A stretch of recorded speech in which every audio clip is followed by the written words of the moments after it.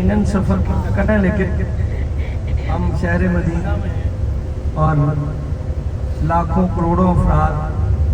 زیارت مدینہ کے لیے ترستے ہیں۔ پروردگار عالم نے، بارگاہ معصومین نے، سرکار دو عالم نے آپ کو یہ ذمہ عطا فرمایا کہ آپ شہر مدینہ میں موجود ہیں۔ لوگوں کے پاس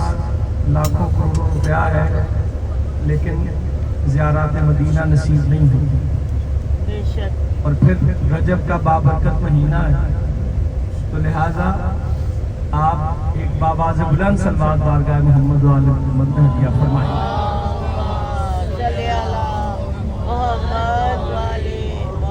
اور ہم